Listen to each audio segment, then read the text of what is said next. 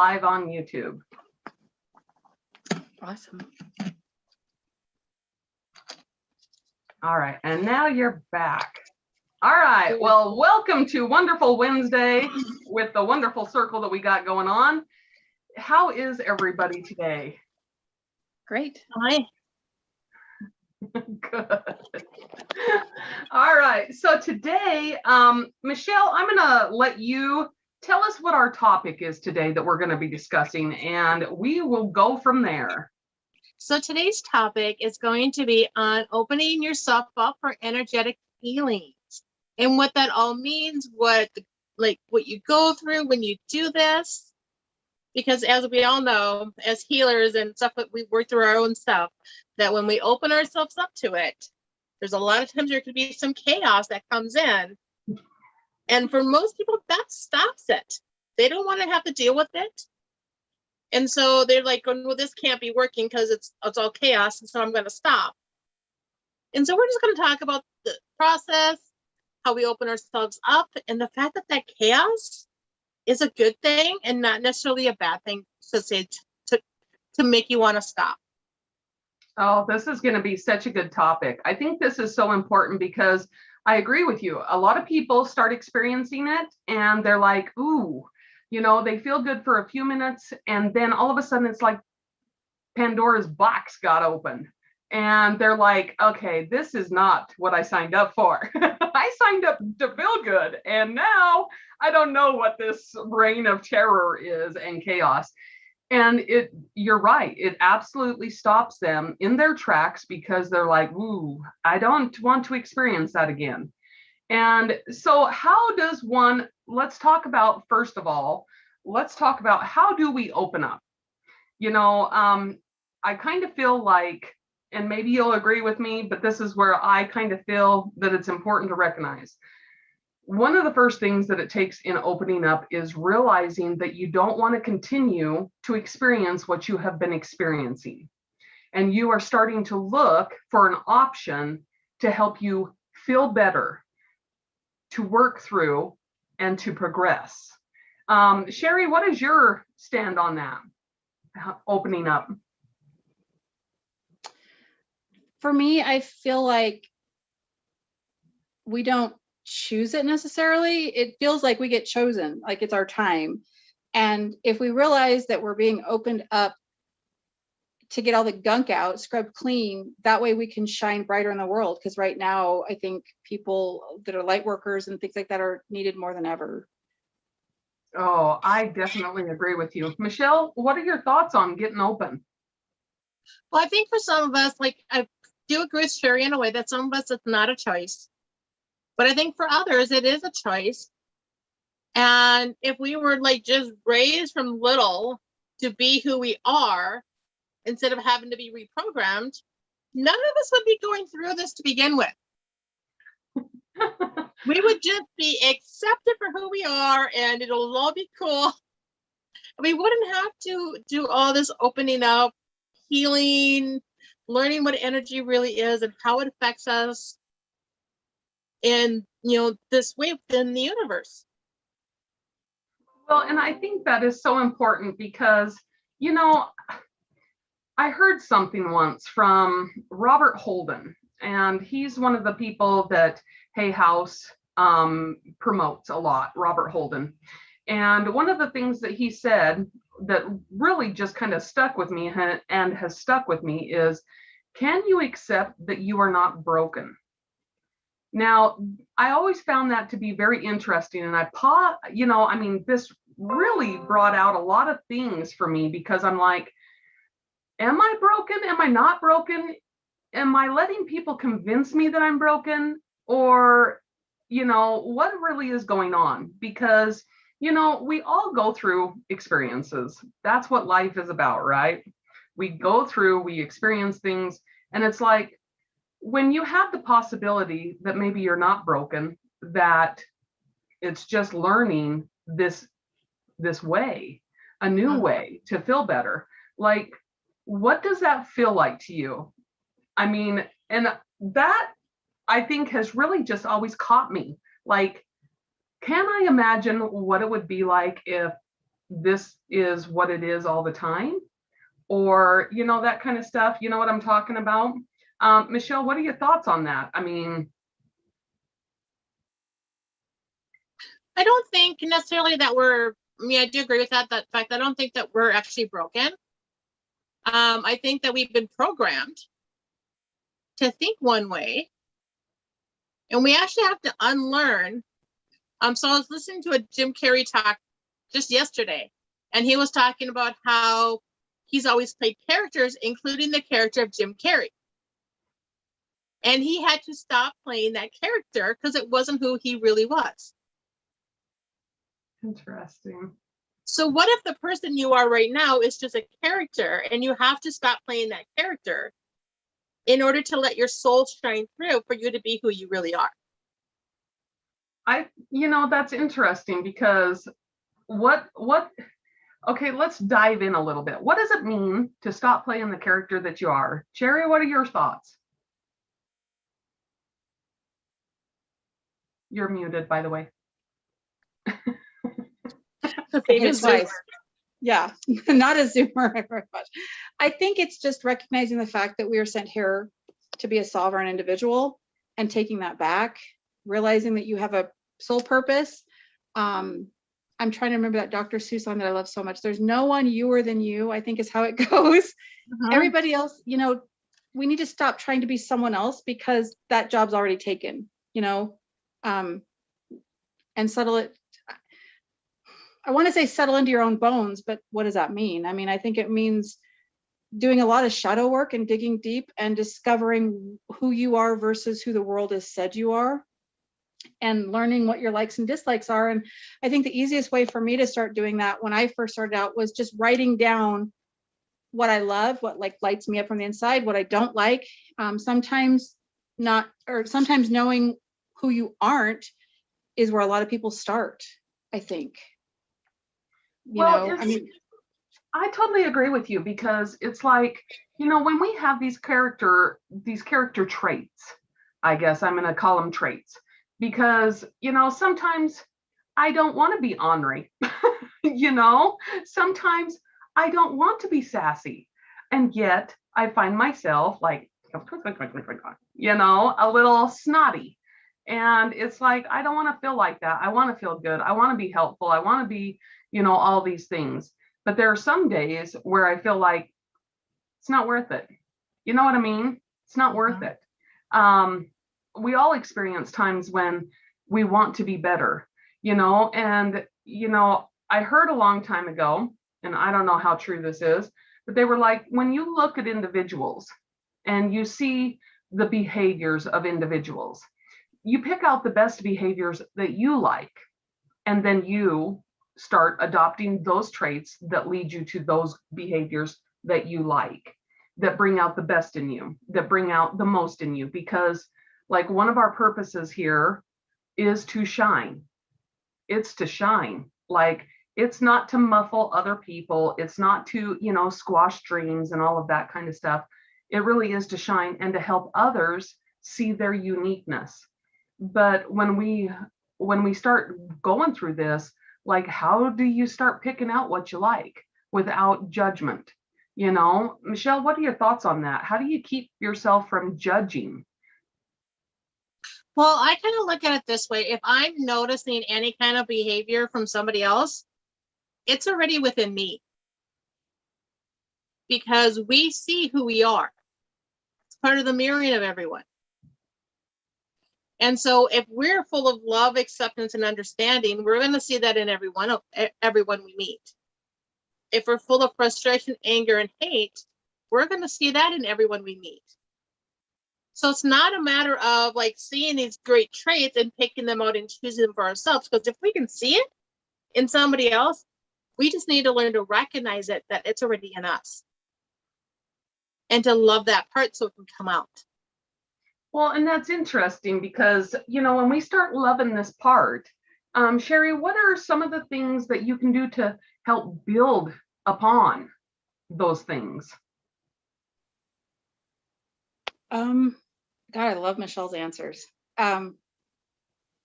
what I did, I took a shadow class recently, and I think the last chapter or the second to last chapter, what we did is we took like 10 to 12 what's not traits, like That's loyalty, compassion, like things that you want to live your life by. And we wrote that down, and then we narrowed it down to 6. And then she had us like paint it or put it on a really pretty piece of paper and hang it in our living room or somewhere that we would see it all the time, to remind us, this is who I am, this is who I choose to be, or this is what I'm aspiring to be. For me, if I'm a visual person, so that really helps. But I think you have to get it out of your head somehow, because we are in our heads way too much, and we judge and we criticize ourselves. But if it's on a piece of paper, if it's in a journal or wherever, then we can kind of look back and see our progress, you know, and check in with that. Like, is this who I am today? Or is, you know, I think that would be helpful for I people think just that's, starting. yes, I think that's a great idea. Now, this is going to be kind of interesting, okay? So we're talking about opening up, like how one opens up. Okay, we're going to use mantras for an example, okay? Because, you know, they're always like, you know, okay, so when I think of mantras, I grew up in the 80s, so my immediate thing is Stuart Smiley, okay? He was a little skit on Saturday Night Live, and he wore this little sweater vest, and he was like, you know, I'm good enough, I'm smart enough, and gosh darn it, people like me. Okay, so that always comes to my mind whenever I think of mantras. But how do you get over that initial of like, okay, I don't want that to be the thought, or you know what I mean, the awkwardness of like, okay, I'm trying these mantras, you know, because there's always this little like, okay, this feels weird to do this. So how do we start getting over that it can become more natural and fluid? Michelle, what are your thoughts? Well, in order for those to actually become more natural and fluid, you always have to bring it into your heart chakra. You know, the longest distance between for anything has to travel is the 18 inches between the brain and the heart. And so what I tell people is that those mantras, those words, what you desire, give it an emotion, give it a feeling, and allow it to sit in your heart. Because it's what's in our heart that's going to show up every single day, day in, day out. It's the one that's on autoplay. And if we don't realize to change what's in the heart, we're not going to change anything else. So with law of attraction, when they say the word belief, belief is not here. It's an emotion here. And that's the disconnect, even with the law of attraction, that people don't understand, is that they need to get it to their heart and not just keep it up here. Well, and I totally agree with that. So like Dr. Joe Dispenza, like I love his stuff. And he talks about that right there, because he talks about it's very dangerous when we feel how we think. We should be thinking how we feel. And putting that into perspective, I mean, that is huge when it comes into recognizing what we can do for ourselves to help us grow.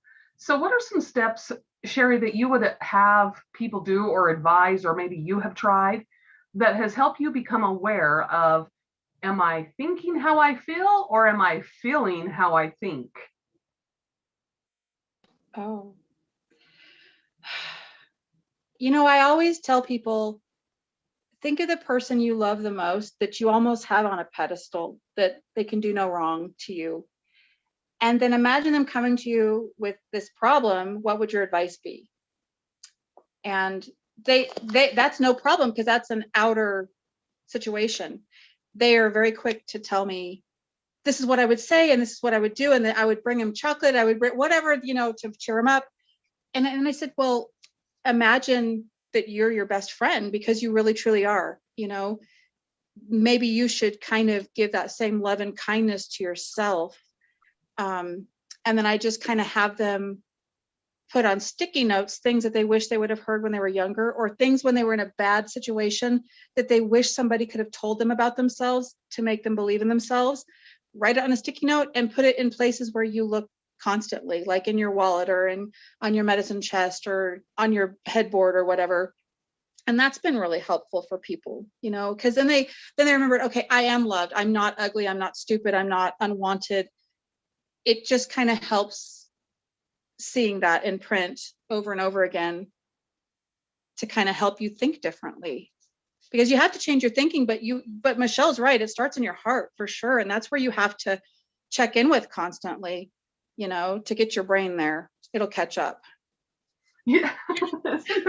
The most comprehensive thing in the universe, and it takes sometimes forever to catch up. Yeah. The brain.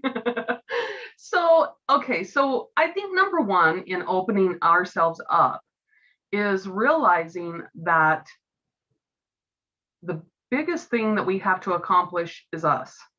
That's the biggest thing, right? So when we finally come to the terms and accept that I'm not leaving me. I'm here 24 hours a day, 7 days a week, day in, day out, doing the crap work, doing the great work, whatever. I'm not leaving me. So how do I want to live with myself? Do I want to live peacefully?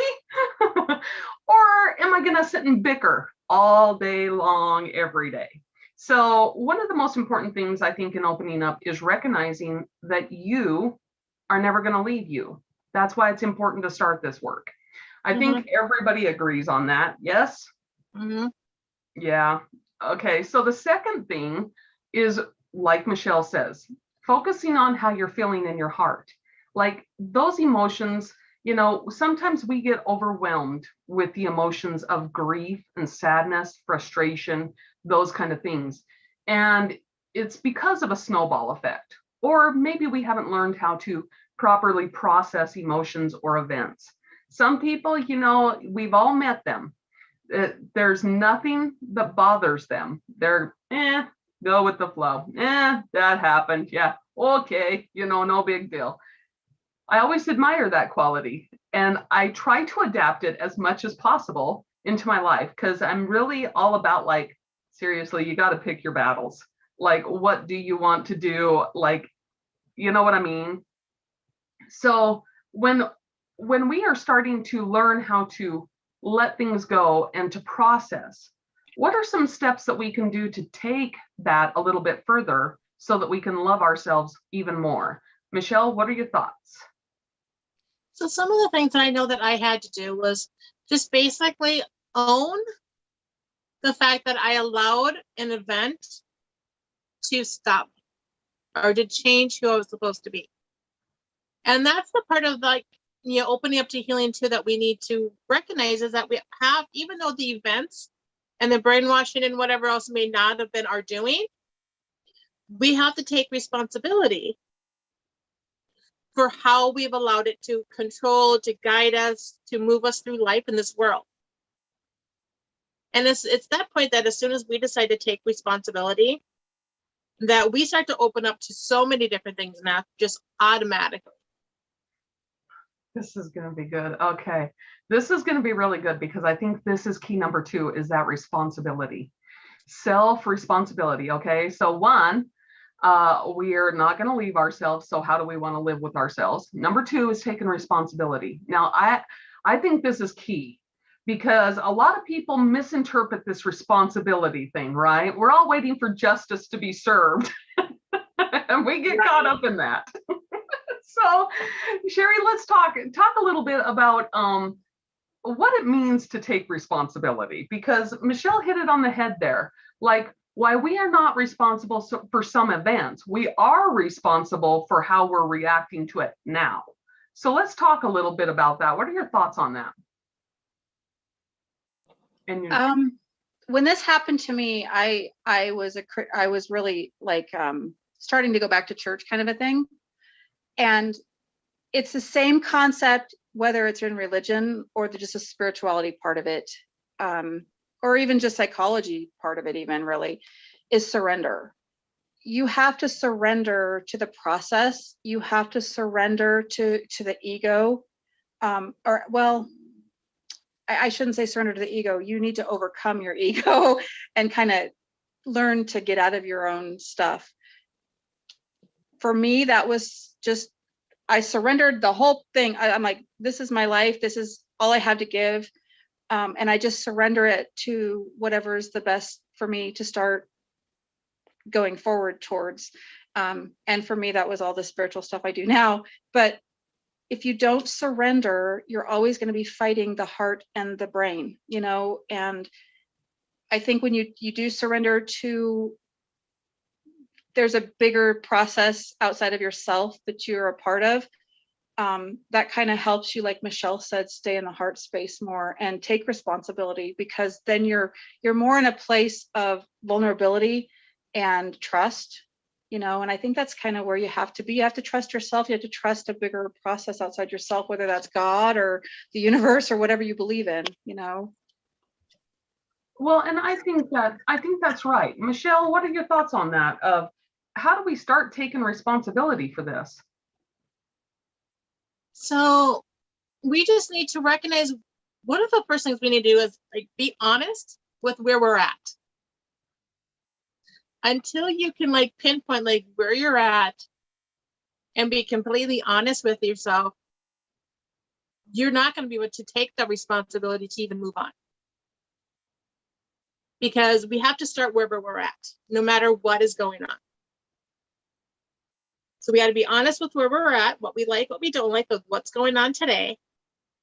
And then we can start to move forward and replace the things we don't like with things we do like.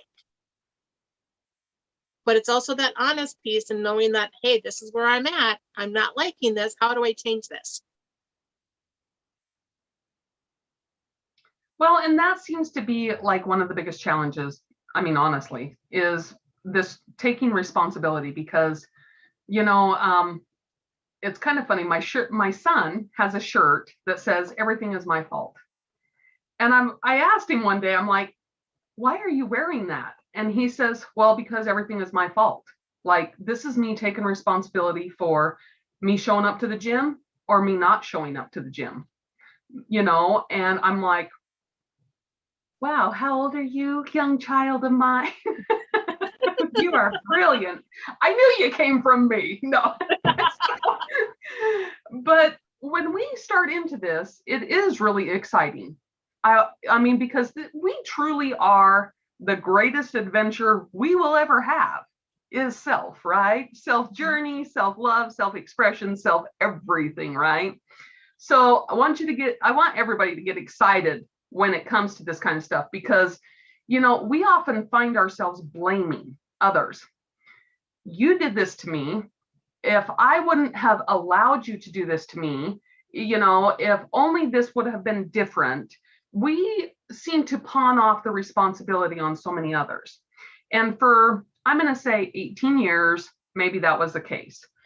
Things happened to us that were beyond our control. Sometimes we had control, sometimes we didn't.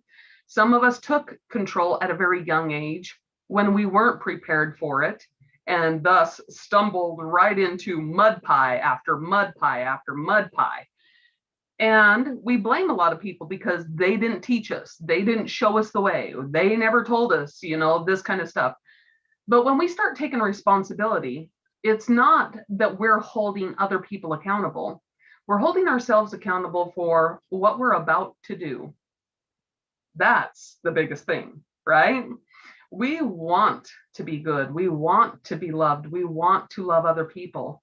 And so being able to take responsibility of that and start today with it, it doesn't have to be like, oh, okay, great, all the weight of the world is now on my shoulders, you know. And a lot of people get confused, and a lot of people, and this particular part has been talked about, because when we experience abuse in our childhood, it is something that comes out, and there's a lot of people that have really experienced some horrific things. It's not to downplay any of it, but when we start recovering from the abuse that we suffered at somebody else's hand, it's about healing us. It's not even anything to do with them anymore. They'll get their stuff. You know, that's one thing when we cross over, none of us are free from what we have done. And we all get that comeuppance, all of us. So you don't have to wish it on somebody. You don't have to hope that it happens to somebody. Believe me, they're going to get it. Okay. And so are we. And the more we wish that they get responsible or held accountable, that can kind of be our undoing as well. Wouldn't you agree? How does waiting for them to receive their justice keep us from healing? Sherry, what are your thoughts on that? I think it keeps us from focusing on how we can grow in the meantime. You know, we're so worried about, we have a checklist of wrongs that we don't have a checklist of what's going right and what we can do right and how we can heal ourselves so that we can get past it and heal others. You know, I think that's being just wrapped up in your head again. Mm-hmm. Well, Michelle, what are your thoughts on that?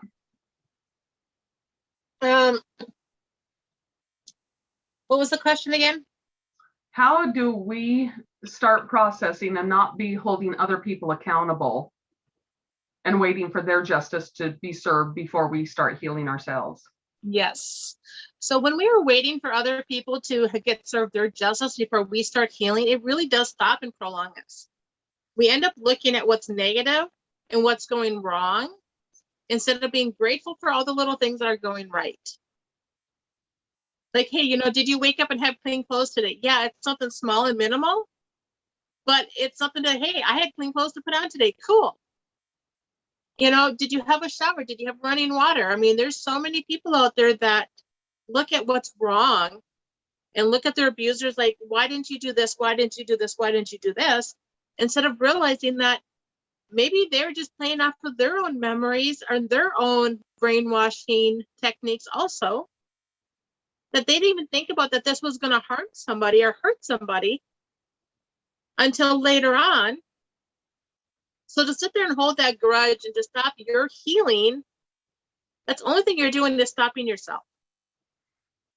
Oh, I so agree. Okay, so there's this other aspect of this, okay? Now, there are people that have had things happen to them, right? And we're going to use the example of, because this is, and maybe this will spark some conversations on some really deep levels, but this come from one of my experiences at working from the hospital, okay? So one night in the emergency room, there was a girl that came in. She ended up having quite a few venereal diseases. And she was so mad that she had to give the doctor a list of names of people that she had been with. When the doctor had asked for this, because, like, you know, depending on the type of disease, like, it needs to be tracked, like the community needs to be aware of what's going on, Right. because of, you know, healing purposes, right? But her response to the doctor, I had to go home and cry over that, because, like, it hurt my feelings so bad, but it made me feel so bad for her. So she says, why should I tell you anybody? Nobody told me that they had it when we engaged in the activity. Okay, so her whole reasoning for not wanting to give any names is because literally she was out to hurt as many people as possible because someone hurt her. They didn't tell her that they had it. They just gave it to her. And then, of course, some things never go away. So Right. she packed this forever and ever and ever.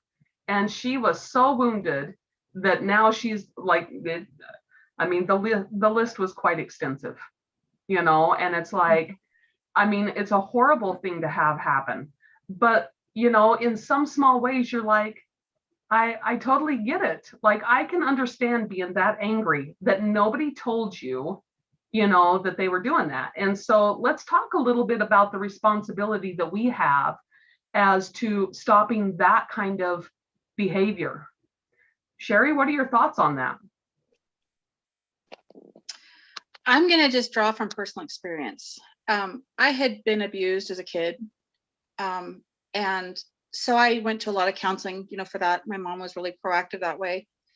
And one of the counselors told me, she says, you need to just stop yourself and say, yes, I was abused, but now I have the ability to go on and live the opposite of that. And she says, anytime something bad happens to you, you can stop and reflect on that. Yes, that happened to me. I didn't choose it, but I can choose to go on and never hurt anyone else like that again, and I can choose to help a victim of this. And she turned it into so many positives that now when I pray, I actually thank my lucky stars that I was mistreated and I had a bad marriage and all these crazy things that go on in life, because I have been able to help other people through it now. And so I think you have to recognize, first of all, that, yeah, it happened to you. Sometimes you didn't choose it, but you can sure as heck learn from it. You're not responsible for what happened to you, but you are responsible for your own healing. And if that means making a counseling appointment or seeing a natural healer or whatever that looks like for you, you're the one responsible for taking that first painful step to recovery over it, ultimately, and seeing it as a positive. Oh, totally, totally. Michelle, what are your thoughts on that particular thing? Oh, so with that girl in the hospital, okay, this is the cynical self of myself coming through. I would have so named every single person, because it would have gotten their names out in the community, but probably would have done more damage than me not saying anything at all. And sometimes when we don't say things, it's all because we feel shame within ourselves that this is happening or this happened. And so we don't want to admit that shameful action and that we're feeling that way because of what somebody else did or didn't do. That is so true. And, I think it is just so, we have all sorts of experiences and we have all sorts of emotions that go through them. Sometimes our initial reaction is instant anger, right? And then once we can, they talk about the 7 stages of grief, right? Well, there's 7 stages of everything, like getting ready to go to the store, there's 7 stages. Getting ready to do anything, there's 7 stages. So when we start into our self-healing and learning how to get through this barrier that literally stops us, there are 7 stages of that. And I think the biggest one that we have to work through is denial. Like, what is, when we're like, oh no, that didn't happen to me. Oh, I'm not that way. We've all, we've all had those experiences where we have denied what has happened to us, and we have denied like why we let it affect us so long, instead of just saying, oh my gosh, I'm sorry. I didn't know any better at the time. Now I know better. And, so how do we start working through that denial process? Sherry, what are your thoughts? I think the first and foremost that helped me was recognizing shame that I was owning that wasn't mine. Like, I couldn't help what my stepfather, did to me. He was abusive in every way. He's just a jerk. But like, I had to recognize that I wasn't a bad kid. I didn't ask for what happened. And I was carrying that shame and embarrassment. And once I was able to just recognize it, it was easier for me to let go of it, because you can't let go of anything until you recognize it's happening. And denial that's where it's tricky, because you just want so badly to blend into a crowd after something happened to you and not let anybody see that. Like, we put this invisible mask up, like we're happy, everything's great, and we're totally caving inside. And I really don't have a one size fits all answer, because that looks different for everybody. But for me, it was just recognizing my part in it, which as a kid, I didn't have a part. But as an adult, I look at where I screwed up too, and recognize that I'm human. You have to allow yourself the reality of being human. And being human means you screw up daily, and once you allow yourself that human existence, and get the idea of the perfection out of your brain, it really helps you to not stumble as much through the rest of the grieving process of because it is a grieving process, because you are walking away from who you used to be or who you thought you were into who you really truly are supposed to be. So I agree with the 7 stages thing real strong. Well, Michelle, now, okay, so Sherry, you bring up such an excellent point, which is our next stage, right? Which is, I'm sorry, now it just totally skipped my brain here. So you said, oh my gosh, now I completely forgot it. It's going from denial into acceptance, I believe. Maybe I jumped ahead. Oh, gosh, I love it when good thoughts just go out. So when this whole bargaining, that's where we're going to go, bargaining. Let's talk about the stage of bargaining with ourselves, because I think we all do that. Michelle, what are your thoughts on bargaining? After we come through this denial, we go into kind of this bargaining of like, well, if I never have to experience that again, I'll do this and this and this. I promise that, you know what I mean? Like we all bargain at some point. So what are your thoughts on bargaining? So for some people, it could be a really good stage. For others, it's not, depending on where they're at within their healing process to begin with. Bargaining, sometimes for some people, it can be that way to figure out how to give themselves that self-love and to learn those boundaries on who they are and who they aren't. For some people, like, you know, for what I truly believe is that, I mean, we've all had trauma within our childhood. Nobody does not escape without it. But I think that people who have at least one parent that was able to love them truly have an easier time getting through it. And so that bargaining comes in with those people who more did not see love at all.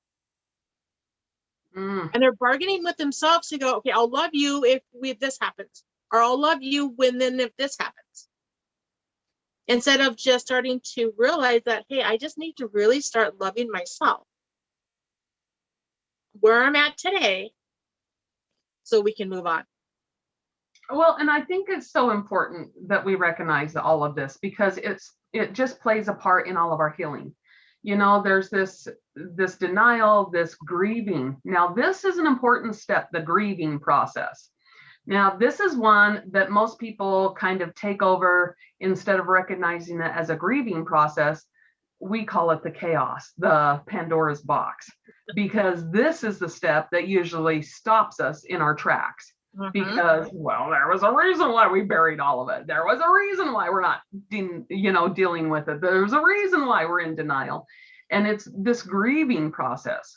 So it's kind of interesting, because this was something that I always found very, very fascinating. So when you go to the hospital and you're having pain, okay, and they give you pain medication, one of the things that they don't tell you about is the part that when your body is starting to go back to normal after taking the pain medication. Now, during this time, there's a small window that depression kicks in.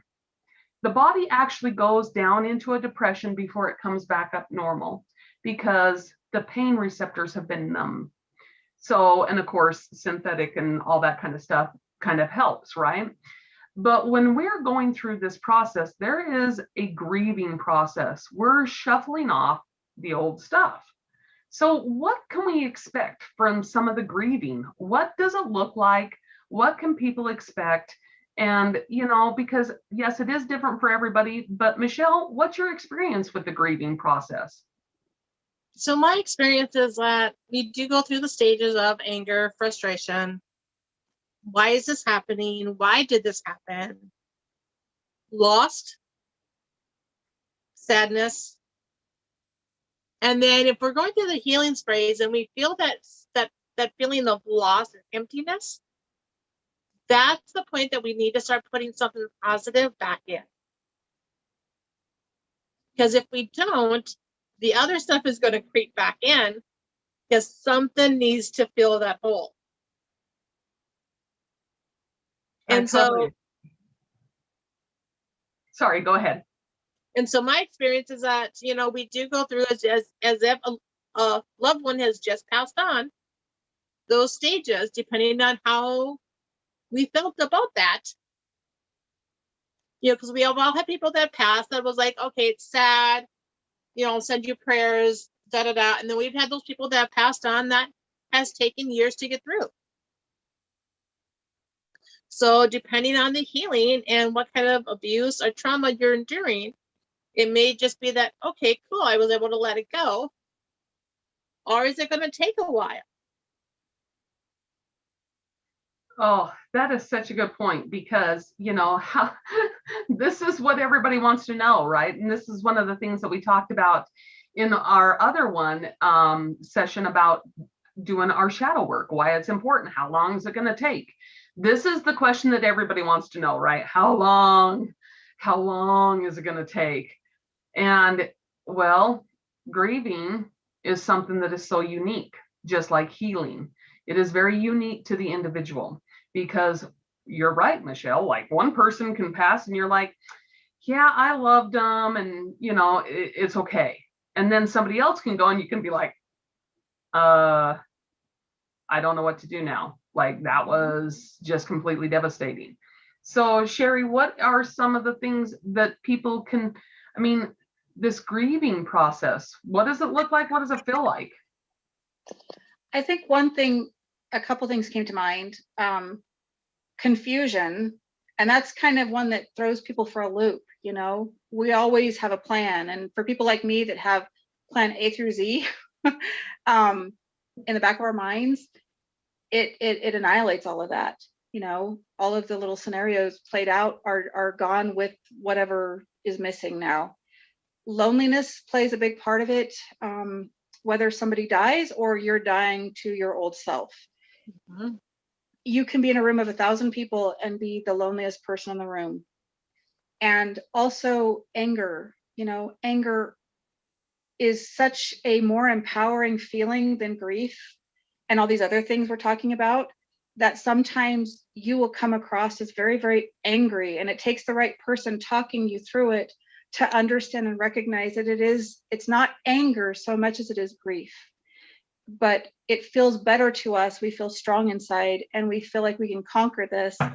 And as soon as we let go of that anger and it dissolves into the sadness and the loneliness and all of those other things, that's when the healing takes place.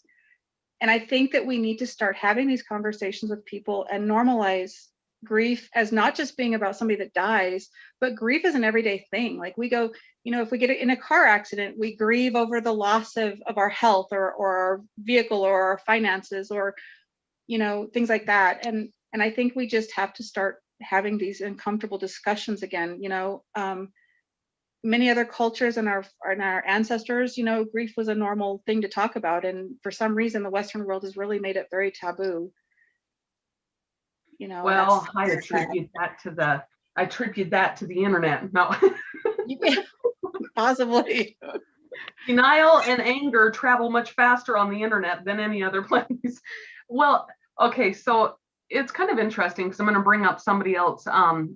Everybody is kind of familiar that watches what we do, and they kind of know who Abraham Hicks is. And she talked about this thing in particular. It was kind of, of course I laughed. I actually had to stop the CD because I was laughing so hard. Because she says, when a person is depressed, anger is the next step, like in recovery. Okay. So depression is lower than anger. She says, when we get to the anger stage, nobody likes us. They would prefer that we were depressed, because then they know what to expect. We just kind of lay there. We don't say much. But when we get angry, then people are like, okay, what are you going to do? So that unpredictability is what scares a lot of people into, like, they're not sure how to handle us, because, well, anger, it's not usually good. It means somebody's going to get yelled at or whatever it means. But when we're, and sometimes people try to get us back into that depression state so that we just lay there and kind of be submissive to it. So when one of the best pieces of advice I think that all of us would agree on is when you are starting into the self-healing process, it is very, very important to pick the people in who you allow to help you for that reason right there, right? Just like you were saying, Sherry, some people don't know how to handle a particular stage. And it does take the right person in talking you through it and recognizing what you're experiencing to help you through it. Now, I know that all of us have such unique gifts and talents. There isn't one person on this planet that doesn't have a unique gift and talent, just waiting to be explored or waiting to be shared. So that's one of the purposes in coming together as this roundtable group and having these discussions, because they are discussions that need to be had. They are ones that need to be dived into in several deep areas. So Michelle, let's talk about the healing group that we establish. When we start into this, how important and what are some of the things that maybe you would advise people on to be aware of when they're picking their circle of healers? So when you're picking your circle of healers, make sure that they can resonate and yet help you through what you're going through. Also, when you're picking your group of healers, this is the biggest thing. This is the one thing why I could never do a counseling session. Ask them and talk to them about how much do they want you to talk about your past and what happened, and how much do they want you to talk about what you desire in your world. Because the more we talk about what happened, the more our soul owns it. And if they can get our soul to own it, it becomes that pattern in our world over and over and over again. So we need to really talk about and ask people, do you want me to talk about what I desire, or do you want me to talk about like what happened? Because you're already here, you already know what happened. How are we going to get you from where you're at to where you want to be? We don't want to go backwards. We don't want to keep you there. And talking about the same situation on that couch over and over and over again just keeps you where you're at. Well, there's this fancy term for that. It's called re-victimizing. That's what it's called, re-traumatizing the already traumatized victim. Sherry, what are some things that you would advise when picking your group of healers? I would say just really get to know them first. Pay attention to when they're in a group of people, what are they talking about? Small minds talk about other people's, and, more expanded minds, talk about ideas and concepts and positive things. That really holds true for me. Because I know a lot of healers that I stay away from. I love them, but I can't be their friends because they're so negative and they're so dark. Because if they're coming from a place of re-victimization of themselves, even, that's going to bleed through in the readings and in the advice they give to you.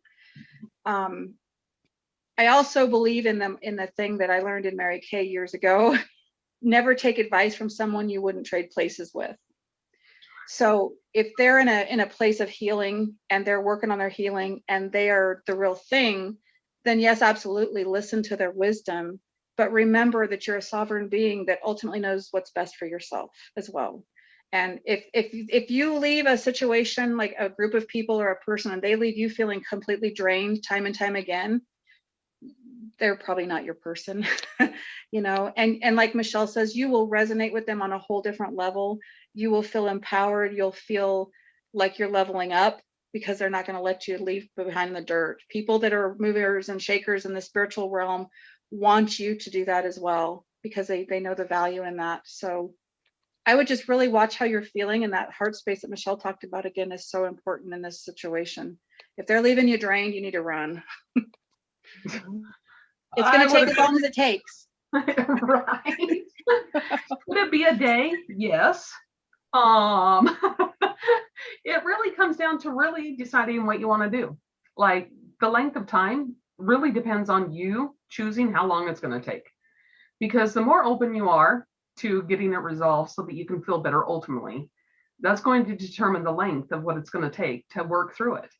Now, when you're picking your healers, like, this is some really good advice, because you do need to understand who's helping you.